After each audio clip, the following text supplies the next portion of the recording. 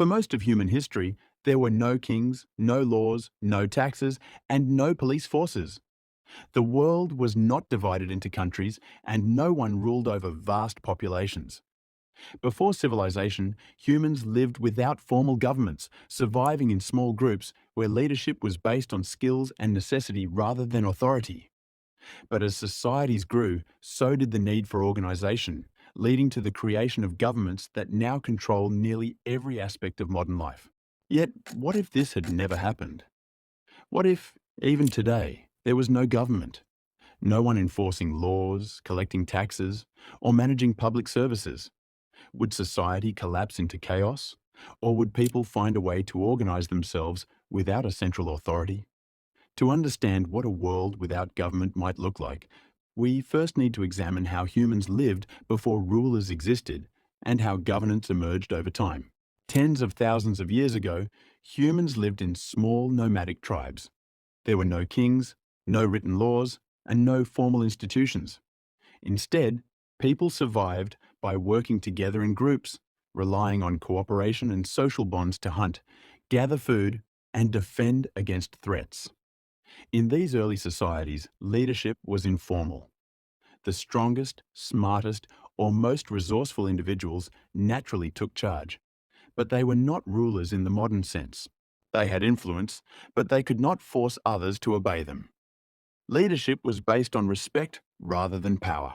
These groups functioned without laws, but had unwritten social rules.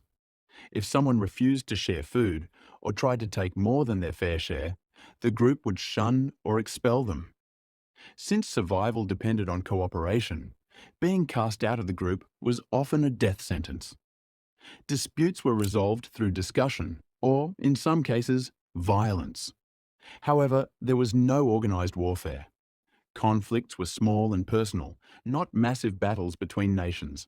For thousands of years, this system worked because populations were small. But everything changed with the agricultural revolution. When humans discovered farming, they no longer needed to constantly move in search of food. They began building permanent settlements, growing crops, and domesticating animals. This led to the first villages, then towns, and eventually cities. As populations increased, so did conflicts over land, food, and resources. People needed a way to settle disputes, protect their communities, and organize trade. The earliest governments were simple. Tribal leaders or councils made decisions, and their authority was based on tradition and experience. But as societies became more complex, power became centralized. Chiefs became kings, councils became royal courts, and informal rules became written laws. Rulers claimed divine authority, stating that their power came from gods or supernatural forces, making it harder for people to challenge them. Governments provided structure, but they also created inequality. Those in power controlled resources, collected taxes, and enforced laws that often benefited the ruling class. Over time, governments evolved into massive bureaucracies, with armies, tax collectors, and legal systems. But what if none of this had happened? What if we had never transitioned from small, self-sufficient groups to centralized rule? If governments were to suddenly disappear, the first and most immediate consequence would be the collapse of law enforcement. Without police, courts, or national defense, crime would surge. With no one to enforce rules, people would have to take justice into their own hands. Vigilante groups would likely form, enforcing their own laws, leading to conflicts between rival factions. In history, when governments have collapsed, such as in failed states, militias, gangs, and warlords have taken over, ruling by force instead of law. Public services would also fall apart quickly. Governments maintain infrastructure such as roads, bridges, and water systems. They regulate electricity, sanitation, and public transportation. Without government oversight, essential services would start to break down. Clean water supplies could be contaminated, power grids could fail, and transportation systems could become dangerous or unusable.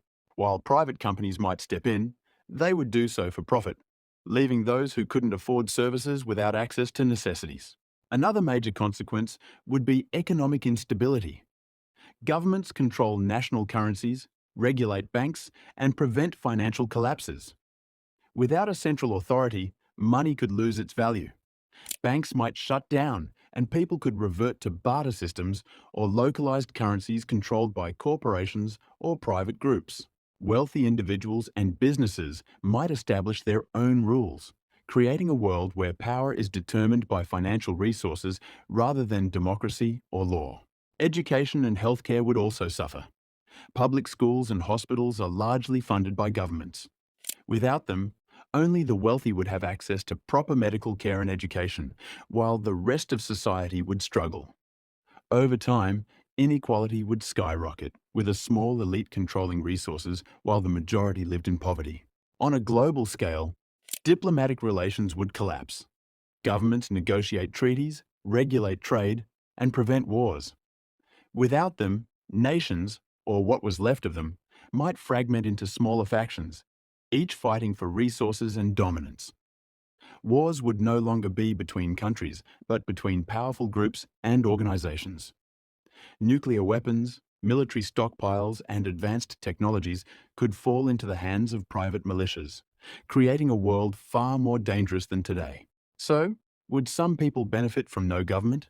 While the collapse of government would cause chaos, some argue that people would form their own systems of order, based on local needs rather than bureaucratic policies.